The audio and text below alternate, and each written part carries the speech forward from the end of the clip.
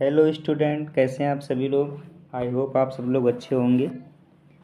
आज हम लोग इंग्लिश रीडर पढ़ेंगे क्लास 8 की लेसन 11 यानी कि कक्षा 8 और पाठ 11 है। इसमें से हम 10 पार्ट तक कवर कर चुके हैं। कंप्लीट अर्थ बताया है और उसके क्वेश्चन आंसर भी हमने करा दिए कम्प्लीटली। हर लेसन की एक्सरसाइज हो गई हैं। आप लोग प्ले लिस्ट में जा कर के देख सकते हैं। तो चलिए अब शुरू करते हैं इस लेसन 11 को, यानी कि पाठ 11, और ये कक्षा 8 की बुक है। आप लोग समझिएगा। लेसन का नाम है द ओल्ड काकी। क्या नाम है दोस्तों? द ओल्ड काकी यानी कि बूढ़ी काकी। तो चलिए शुरू करते हैं इस लेसन को। ध्यान दीजिएगा। There was an old lady called Kaki. There was का मतलब थी। एन ओल्ड लेडी एक बूढ़ी महिला, कॉल्ड काकी जिसे काकी कहकर बुलाते थे। कॉल्ड का मतलब होता है बुलाना और काकी मतलब काकी।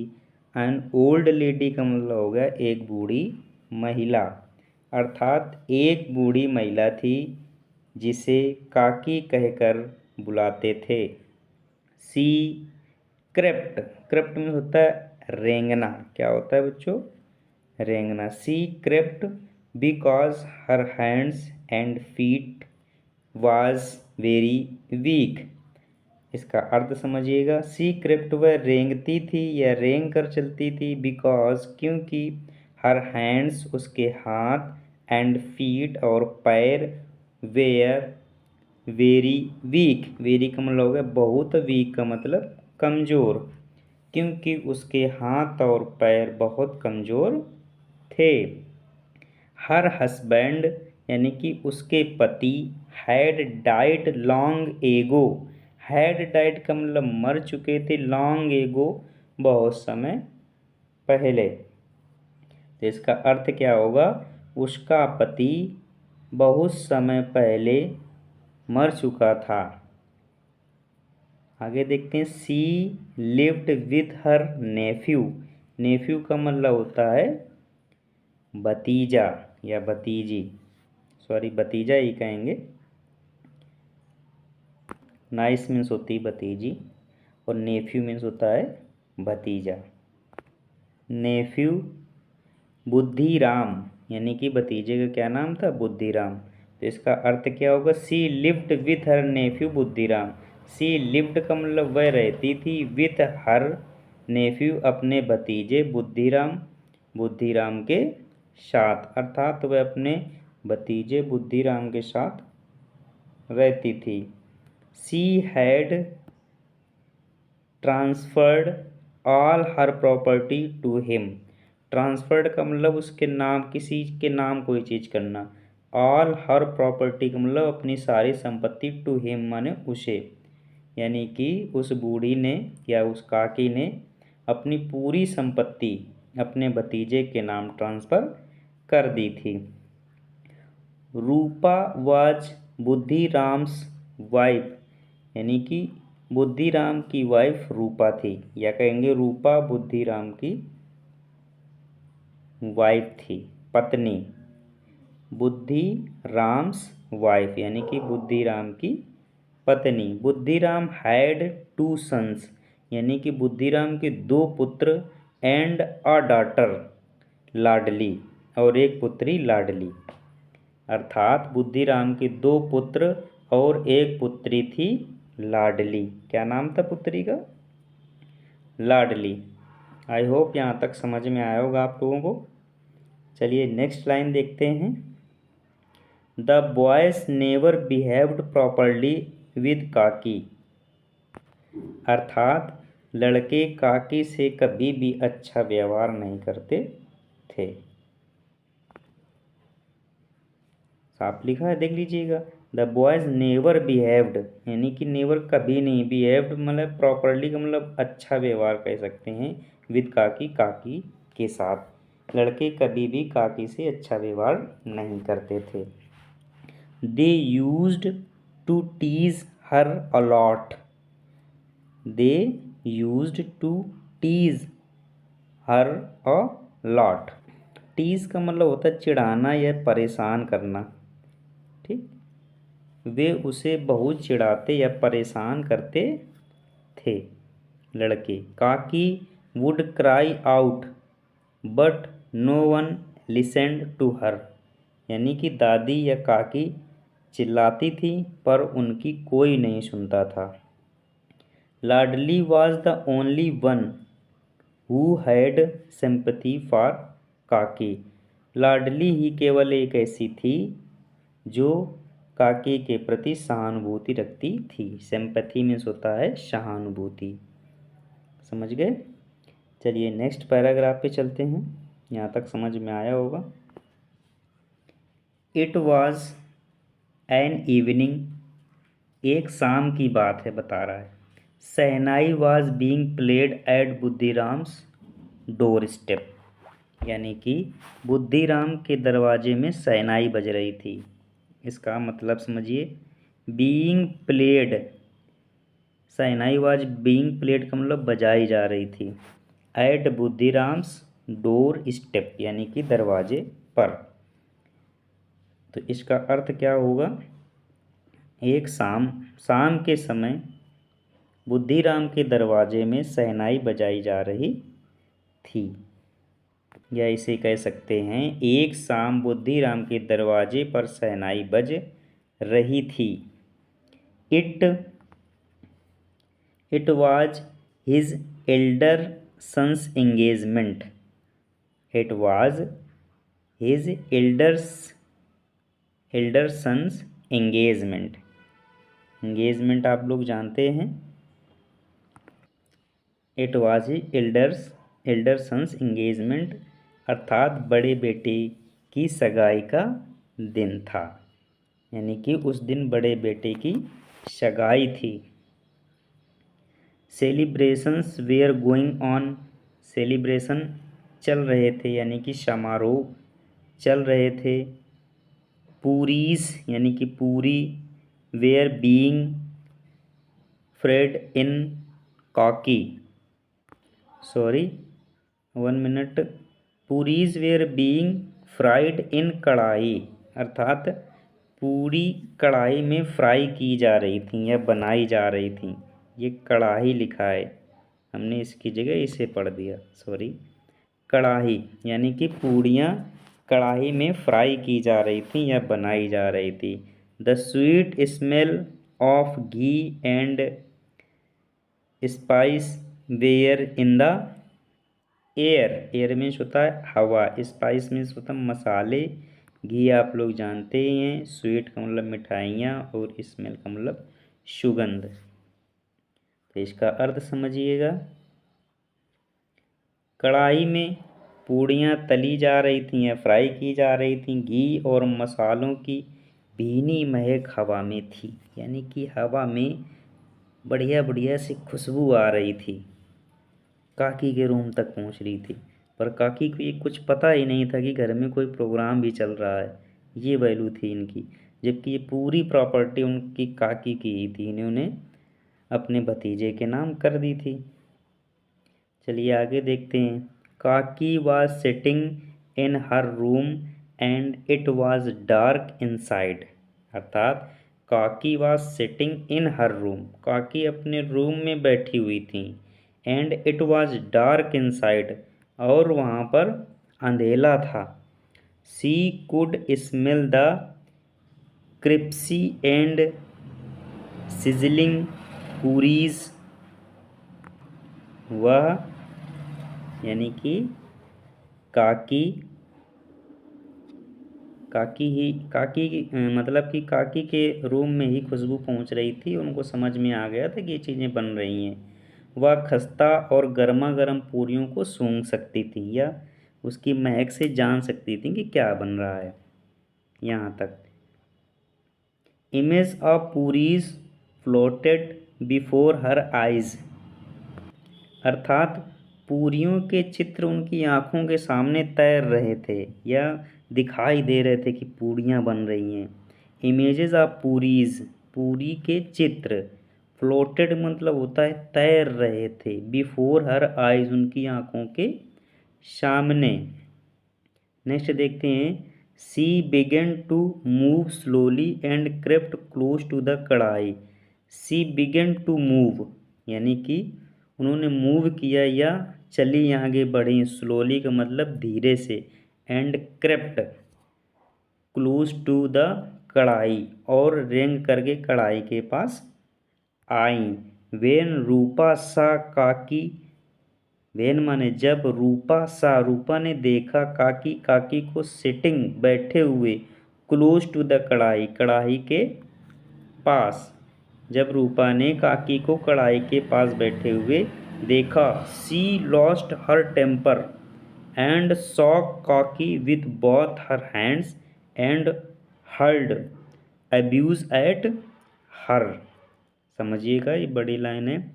सी lost her temper and saw Kaki with both her hands, यानी कि दोनों हाथों से सॉक का मतलब धक्का दिया और काकी को यानी कि काकी को धक्का दिया। अब इसका टेम्पर खो दिया अपने, आप देखिएगा पूरा समझ लीजिएगा फिर से। सी लॉस्ट हर टेम्पर अर्थात जैसे उसने काकी को कढ़ाई के पास देखा तो उसे गुस्सा आ गया, उसने काकी के दोनों हाथ झटक दिए या काकी के हाथ पकड़ के खींच लिया, ये भी कह सकते हैं, झटक दिए या खींच लिया। And heard abused at her मतलब कि चिल्लाकर गालियां देने लगी। अब्यूज का मतलब होता है गाली देना, एट हर मीन्स उसे, अर्थात समझ लीजिए फिर से कि उसने अपना आपा खो दिया या गुस्से में आ गई और काकी के हाथ पकड़ के या दोनों हाथों को झटक दिया और उन्हें चिल्ला करके गालियां बकने लगी। हर्ड मीन्स होता है चिल्लाते हुए, ठीक है, गालियां बकने लगी। ओल्ड काकी didn't speak a single word अर्थात बूढ़ी काकी ने बिना कुछ कहे हुए, स्पीक अ सिंगल वर्ड का मतलब होता है बिना कुछ कहे हुए या एक भी शब्द कहे बिना, ठीक। तो बूढ़ी काकी ने बिना कुछ कहे हुए, she turned to her room वह अपने रूम की तरफ चली गई। She felt insulted, she felt insulted यानी कि उसने अपने को अपमानित महसूस किया, उसे लगा कि मेरा अपमान किया गया है। चलिए नेक्स्ट पैरा देखते हैं। द डिनर वॉज रेडी रात का भोजन तैयार था। All the guest had started eating सभी मेहमानों ने खाना शुरू कर दिया या प्रारंभ कर दिया। Kaki in her room thought not to go until she was called अर्थात काकी ने अपने कमरे में बैठे सोचा कि वह जब तक उसे बुलाया न जाए उसे नहीं जाना चाहिए। अर्थात एक बार फिर से समझा दें आप लोगों को इसको। काकी इन हर रूम, काकी अपने रूम में बैठकर, थॉट सोच रही थी, नॉट टू गो उसे नहीं जाना चाहिए, अंटिल तब तक कि जब तक शिवाज कार्डू से बुलाया ना जाए। समझ गए, काकी बैठ के अपने रूम में सोच रही थी कि उसे जब तक नहीं जाना चाहिए तब तक कोई बुलाए ना।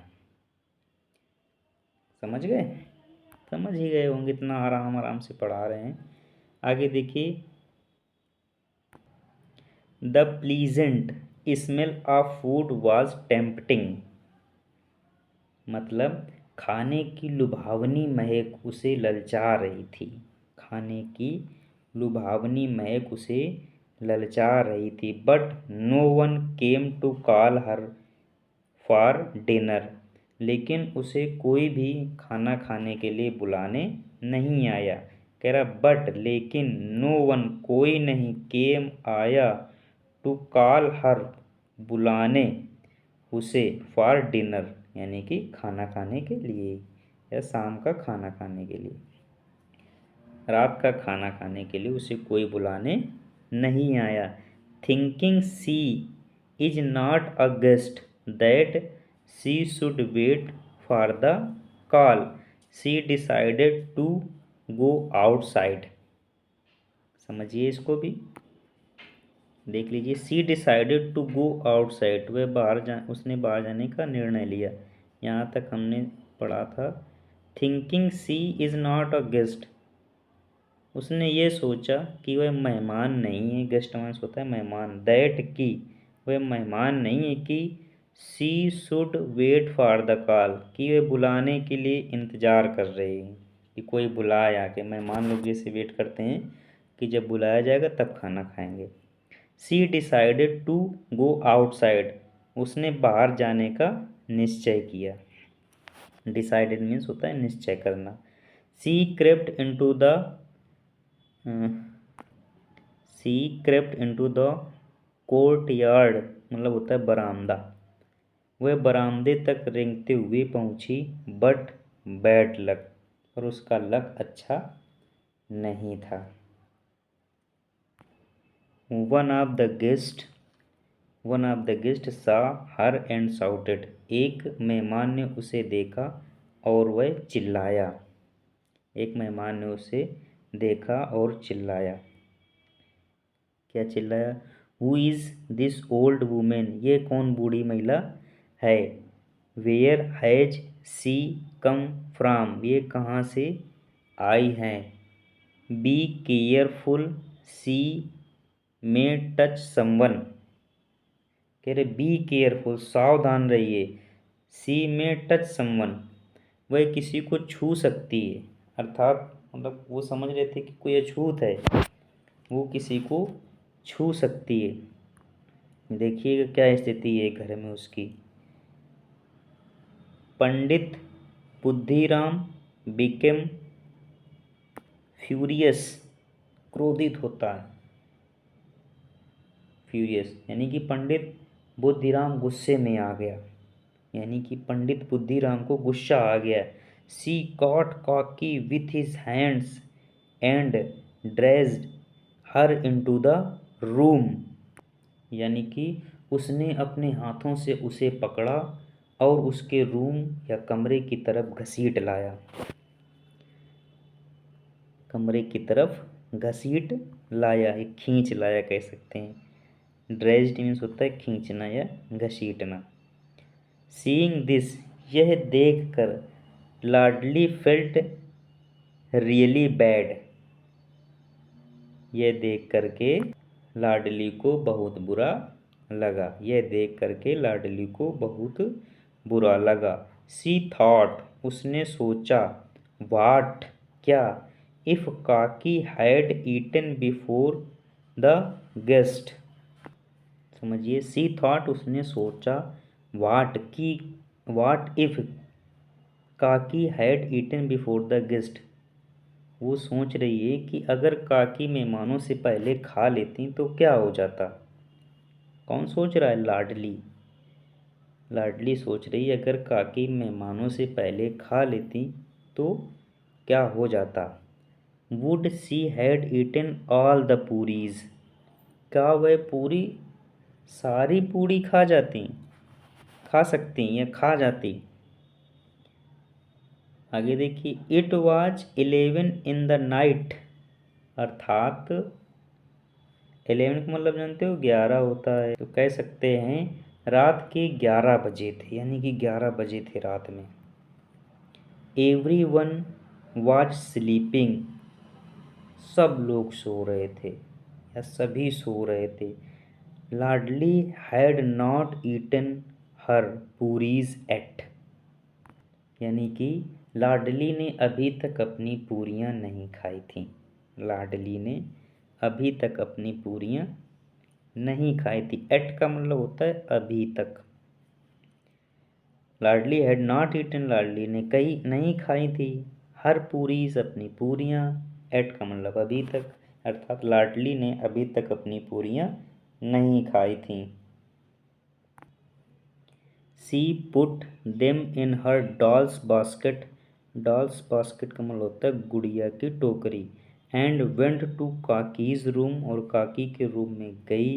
एंड सैड गेट अप काकी, I have brought puris for you, काकी आस्क्ड। यहीं तक देखते हैं, ठीक, यहाँ तक देख लेते हैं, समझिए। She put them in her doll's basket and, यानी कि उसने पूड़ियों को गुड़िया की टोकरी में रखा। And went to Kaki's room, और काकी के कमरे की तरफ गई। एंड सैड, और कहा, गेट अप काकी, उठो Kaki. I have brought puris for you, मैं तुम्हारे लिए पूरियाँ लाई हूँ। काकी आस्क्ड, काकी ने पूछा, has your mother sent these, क्या तुम्हारी माँ ने इन्हें भेजा है? लाडली रिप्लाइड, लाडली ने उत्तर दिया, नो इट्स माई शेयर, मैं अपने से शेयर कर रही हूँ, यानी कि अपने हिस्से की दे रही हूँ। काकी finished all the puris, Kaki ने सारी पूड़ियाँ खा ली। बट लेकिन शी वाज स्टिल हंग्री, काकी सेड टू लाडली, अर्थात काकी ने लाडली से कहा कि मैं अभी भी भूखी हूँ। जितनी पूरियाँ थीं सब खा ली, फिर भी उसने कहा मुझे अभी भी भूख लगी हुई है, या अभी भी भूखी हूँ। हंगरी का मतलब होता है भूखा। काकी सेड टू लाडली, काकी ने लाडली से कहा, क्या कहा? चाइल्ड, बच्ची, go to your mother and bring some more, अपनी माँ के पास जाओ और थोड़ी कुछ और पूड़ियाँ ले आओ, या और कुछ खाने के लिए ले आओ। लाडली रिप्लाइड, लाडली ने उत्तर दिया, इफ़, यदि, I walk her up she will get angry, यदि मैं उन्हें जगाती हूँ तो वह नाराज हो जाएंगी। एंग्री का मतलब होता है नाराज होना। काकी सैड, काकी ने कहा, take me to the place where the guest ate, मुझे वहाँ ले चलो जहाँ पर मेहमानों ने खाना खाया था। Ladli took her and made her sit among the pattals, यानी कि लाडली उसे वहाँ ले गई और पत्तलों के बीच, एमंग का मतलब बीच में, बिठा दिया। अर्थात लाडली उसे, यानी कि काकी को वहाँ ले गई और पत्तलों के बीच में बिठा दिया। Kaki began to eat the food, Kaki ने खाना खाना प्रारंभ कर दिया। Which was left over by the guest, जो which was left over by the guests, जो उनके पत्तल में बचा हुआ था, यानी कि मेहमानों के पत्तल में जो खाना बचा हुआ था उसे वह बैठकर खाने लगी। जस्ट देन रूपा वॉक अप, जस्ट देन रूपा वॉक अप, अर्थात तभी रूपा जग गई, यानी कि रूपा की नींद खुल गई। She did not find Ladli beside her, उसने लाडली को अपने पास नहीं पाया, अर्थात लाडली उसके पास नहीं थी। She went out into the courtyard, यानी कि वह बाहर बरामदे में आई।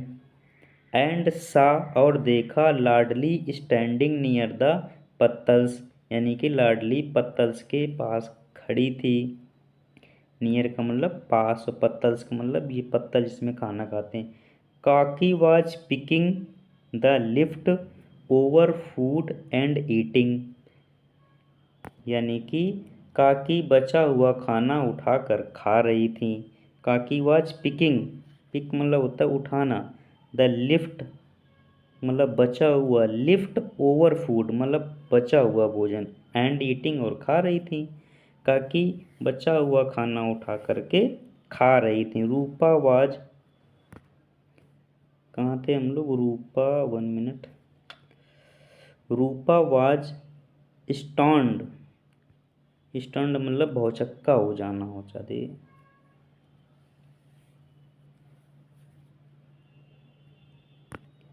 रूपा अवाक हो गई या भौचक्की हो गई।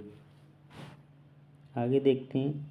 She felt sorry for Kaki, she felt sorry for Kaki who remained hungry even on a day of feast where so many people had food to their content,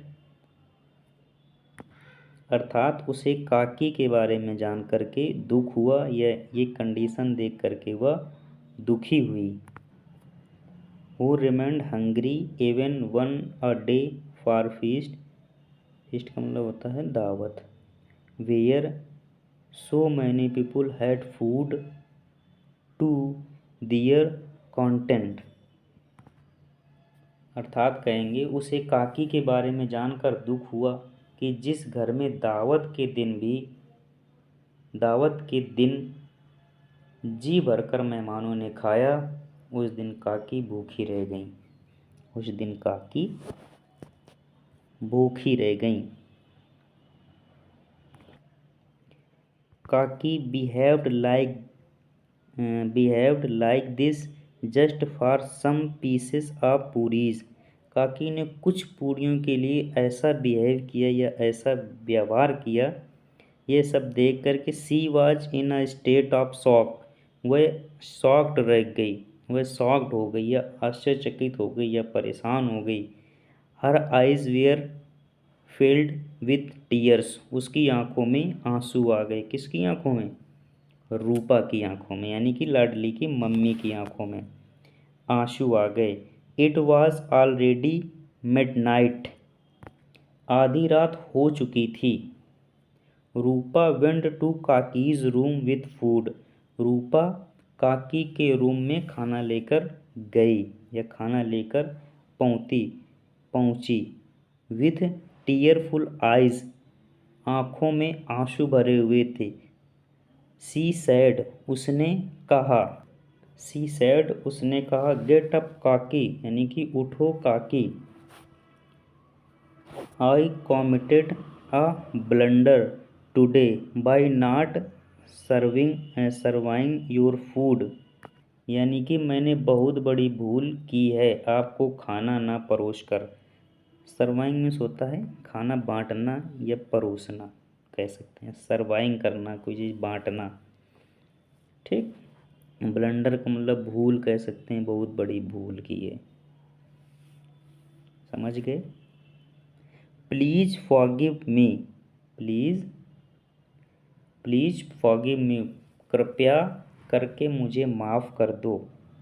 रूपा माफ़ी मांग रही, किससे? दादी से। Hearing these words Kaki's heart melted, यानी कि ये word यानी ये शब्द सुन करके काकी का हृदय पिघल गया। सी फॉरगिव हर, उसने उसे माफ़ कर दिया। एंड बिगन ईटिंग, और खाना शुरू कर दिया। काकी ब्लेस्ड हर सोल फुली, यानी कि काकी ने उसे भावपूर्वक ढंग से आशीर्वाद दिया। इस तरह से ये लेसन होता है कंप्लीट। फटाफट इसकी एक्सरसाइज भी साथ में कर लेते हैं। एक्सरसाइज शुरू करते हैं। कंप्रिहेंशन क्वेश्चन, क्वेश्चन नंबर 1 है, answer the following question. Question 1 में क्या कह रहा है? हु डिड काकी लिव विथ, यानी कि काकी लिव्ड विथ हर नेफ्यू, यानी कि भतीजे के साथ, बुद्धिराम एंड हिज फैमिली, और अपनी फैमिली के साथ। नेक्स्ट क्वेश्चन है, हु वाज लाडली, यानी कि लाडली कौन थी? Was she sympathetic words her Kaki. देखते हैं इसका answer. Ladli was Buddhiram's only daughter, as she was sympathetic towards her Kaki, यानी कि काकी के प्रति उसकी सहानुभूति थी। और उनके दोनों भाई तो मतलब कोई सहानुभूति रखते ही नहीं थे उससे। What was the occasion for celebration in Buddhiram's house, यानी कि कौन सा सेलिब्रेशन चल रहा था, किस बात के लिए? It was the occasion of engagement, engagement थी ना, सेलिब्रेशन ऑफ बुद्धिराम्स एल्डर सन, यानी कि एल्डर्स बड़े बेटे की इंगेजमेंट थी, बुद्धिराम के बड़े बेटे की इंगेजमेंट, यानी कि सगाई थी। नेक्स्ट क्वेश्चन देखते हैं, क्वेश्चन नंबर 4। वाई डिड काकी फील इंसल्टेड, काकी को इंसल्टेड यानी काकी को इंसल्ट फील क्यों हुआ था। When Rupa saw Kaki sitting close close to the kadhai यानी कि कढ़ाई के पास जब रूपा ने देखा था, सी बिकेम एंग्री, वह क्रोधित हो गई थी, and shook Kaki with both her hands and shouted abuse, काकी फेल्ट इंसल्टेड। समझ गए, पढ़ा चुके हैं यार, इसका आप लोग समझ जाइएगा। कहो तो फिर से बता देते हैं। When Rupa saw Kaki sitting close to the कढ़ाई, जब रूपा ने काकी को कढ़ाई के पास बैठे हुए देखा, सी बिकम एंग्री, वे क्रोधित हो गई, and shook Kaki with both her hands and shouted abuses यानी कि काकी के दोनों हाथ पकड़कर झटक दिए और उन्हें गालियां भी सुनाई। काकी फेल्ट इंसल्टेड, तब काकी को इंसल्टेड यानी कि अपमानित महसूस हुआ। Question number 5, why did Rupa apology मतलब होता है माफ़ी मांगना, टू काकी, डिड काकी फॉरगिव हर। देख लीजिए इसका भी answer. Rupa apologised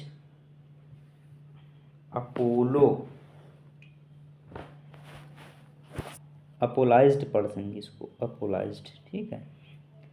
for committing a blunder by not serving food to Kaki when so many guest had enjoyed the feast as Kaki forgave her. Next question number 6 देखिएगा। Why did Pandit Buddhiram become red with anger and what did he do when Kaki crept into the courtyard यानी कि बरामदा, where guest were having dinner जहाँ पर मेहमान खाना खा रहे थे। वन ऑफ द गेस्ट उनमें से एक मेहमान ने felt disgusted and raised at alarm that all should be careful of her, और सबको उसने बताया कि सब लोग अलर्ट हो जाइए, देख लीजिएगा। लुकिंग एट दिस, इसको देखिए। पंडित बुद्धिराम बिकम फ्यूरियस, पंडित बुद्धिराम देखकर क्रोधित हो गया था। फिर ही कॉट काकी with his hands and dragged her into the room यानी कि रूम में खींच करके ले गया था उसे। क्वेश्चन नंबर 7 है, how should old people be treated, में बूढ़े लोगों के साथ कैसे बर्ताव करना चाहिए। नेक्स्ट देखते हैं आंसर इसका। ओल्ड पीपुल नीड केयर यानी कि बूढ़े लोगों की केयर की आवश्यकता होती है, देखभाल की। Love and affection to, they should be treated with respect and good words. समझ गए, यानी कि उनका रिस्पेक्ट कीजिए, उनसे प्यार कीजिए और उनकी देखभाल करिएगा। चलिए दूसरा क्वेश्चन आ गया अपना, ये भी देख लेते हैं।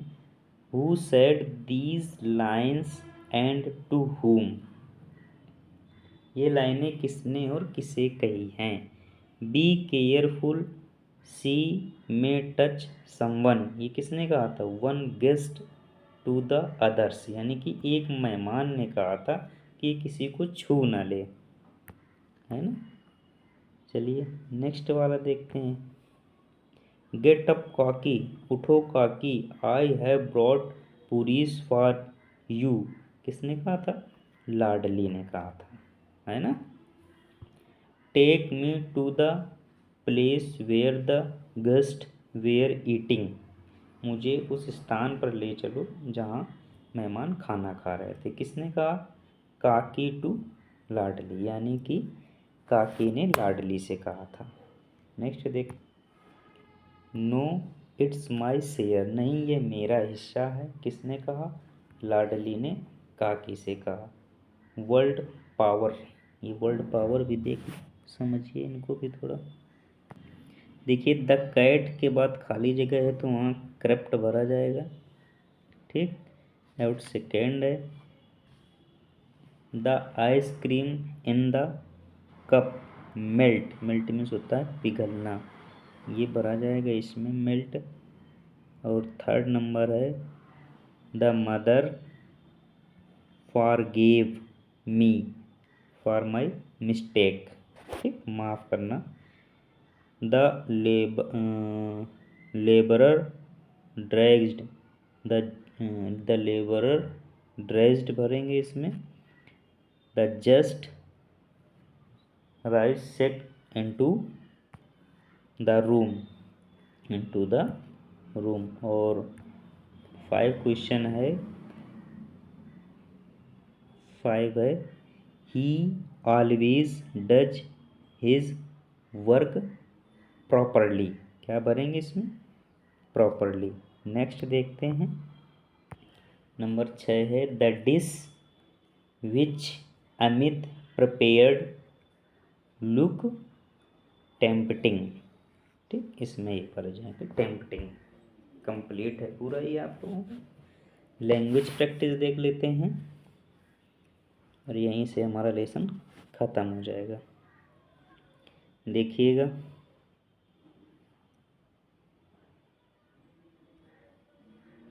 ये भरने हैं आप लोगों को एट स्टिल वगैरह। They have already left, they have already, ठीक, एक ये है, ये और ये, इन तीनों से भरना होगा आप लोगों को। आर यू स्टिल, इसमें एट भरेंगे, ये ऑलरेडी भरेंगे इसमें, और इसमें स्टिल भरेंगे। आगे देखिएगा, और आपका ये जो है इसमें भी एट भरा जाएगा, ठीक। ये 6 क्वेश्चन थे, ये भी आप लोगों को कंप्लीट होते हैं। चलिए नेक्स्ट देखते हैं आगे क्या है।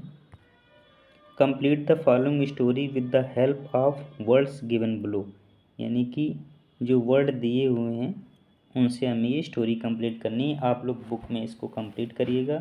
ट्री, माउस, लायन, बॉग, इस तरह के वर्ड्स दिए गए हैं, इनको आप लोग अपने हिसाब से कर सकते हैं। कुछ हमने कर दिया है, आप देख लीजिएगा इसी में। चलिए देखते हैं। वन डे, एक दिन, अ लायन, क्या भरा जाएगा, a lion lay down under a shady tree to to sleep while he slept playful a playful mouse ran over his body. The lion woke, यहाँ woke भरेंगे, woke up, he put out his great paw and was just going to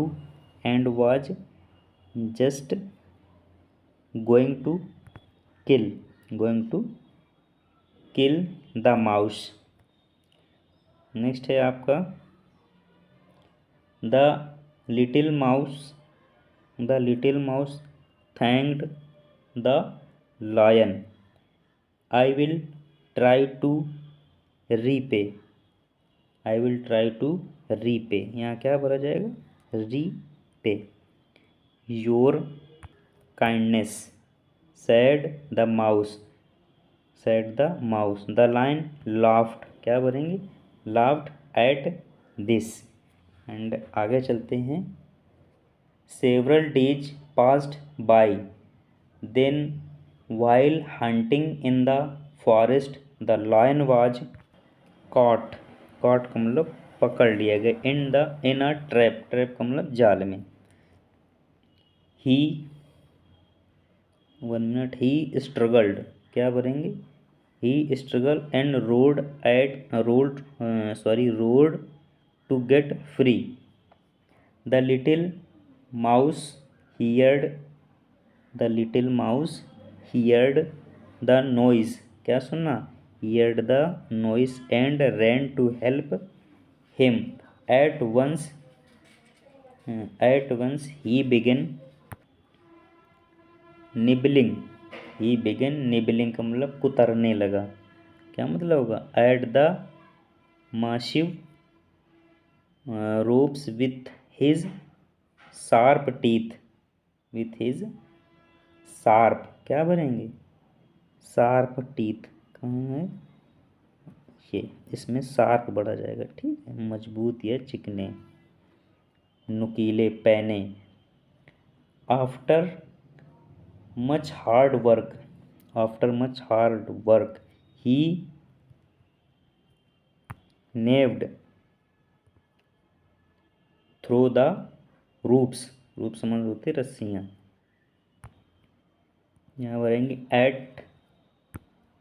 eight last the lion was set free, और अंत में शेर free हो गया। तो ये हो गया लेसन आपका कंप्लीट। आप लोग अच्छे से समझ लीजिएगा और अपनी नोटबुक में इसको नोट भी करिएगा, ठीक है। आई होप आप लोगों को ज़रूर समझ में आएगा ये लेसन। चलिए ख़त्म करते हैं इस लेसन को अब। तो हमारे चैनल को लाइक कीजिएगा, सब्सक्राइब कीजिएगा और अपने दोस्तों के साथ शेयर ज़रूर कीजिएगा। आप लोग शेयर नहीं करते हैं, ना सब्सक्राइब करें ना लाइक करें, तो प्लीज़ सपोर्ट कीजिएगा, सब्सक्राइब कीजिए हमारे चैनल को। Thank you.